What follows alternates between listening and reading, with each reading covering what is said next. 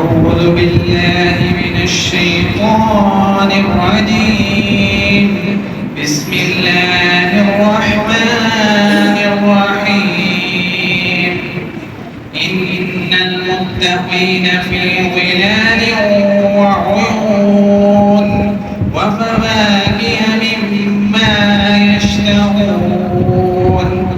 كلوا واشربوا هنيئا بما كنتم تعملون. إنا كذلك نجزي المحسنين. ويل يومئذ للمكذبين. كلوا وتمتعوا قليلا إنكم مجرمون. ويل يومئذ للمكذبين. وإذا قيل لهم اركعوا لا يركعون. ويل يومئذ للمكذبين. فبأي حديث بعده يؤمنون. صدق الله العظيم. قرآن مجید کے ذریعہ ہے، ساتھ ساتھ ہماری دوسری تعلیم بھی جاری رہتی ہے. تقریباً 3.5 سال 4 سال لگے اس کرتے ہوئے. ساتھ ساتھ اس نے میٹرک بھی کر لی ہے اور اپنے ابھی انٹر بھی کر لیا ہے. تو یہ شوق کی بات ہوتی ہے. پہلے یہ 2 گھنٹے روزانہ دیتا تھا قرآن مجید. آخری 4 مہینوں کے اندر اس نے فل ٹائم دے کے اپنا قرآن مجید مکمل کر لیا. تو ہر عمر کے اندر اور ہر مصروف انسان جو بھی کوئی قرآن مجید کے ساتھ اپنا شغف دکھانا چاہے، اللہ تعالیٰ اس کو ضرور اپنی نعمت عطا کرتے ہیں. قرآن مجید ہمارے پاس بہت بڑی نعمت ہے، جو اپنے لیے بھی اور والدین کے لیے بھی.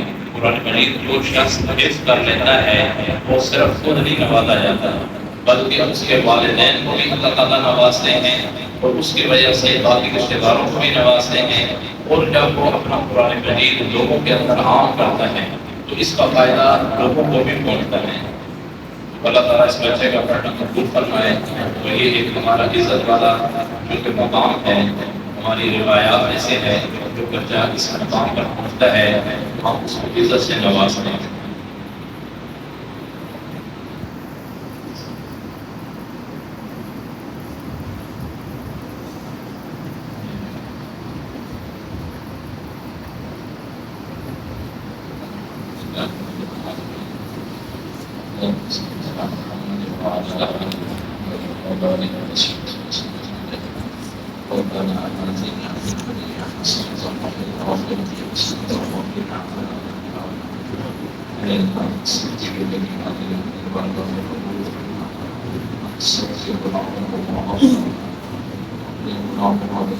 استغفار کرنے کی توفیق نصیب کرنا.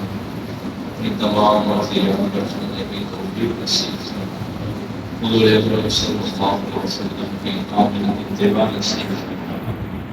آپ کے معنی پر ہے اپنا قرآن مجید کو نظام ہے اللہ اس کو پڑھنا اور اس کو پڑھایا جانا اور واقعہ کو ہمیشہ اس بچے کو قرآن مجید کے ساتھ جوڑے رکھے. اے اللہ اس کے والدین کو بھی بہتر سے بہتر عطا فرما. اے اللہ ہمارے بچے کو بھی اسی طرح قرآن مجید کا شغف قرآن مجید کے ساتھ لگاؤ نصیب فرما. جو بھی حاضرین ہیں اے اللہ جمعہ کا دن بھی ہے قرآن مجید مکمل ہوئے آپ دعائیں قبول فرماتے ہیں. سب کی حاجات کو قبول فرما. جتنے بھی لوگ بیمار ہیں ابن قاضی نے اپنی والدہ کے لیے کہا ہے اے اللہ سارے بیماروں کو شفا نصیب فرما. جتنے بھی مسلمان دنیا سے جا رہے ہیں سب کی کوشش کرنا. آج حاجی ممتاز صاحب کا جنازہ ہوا ہے ان کی رہائشی ہے. اے اللہ ان کی بھی مغفرت فرما. ہم سب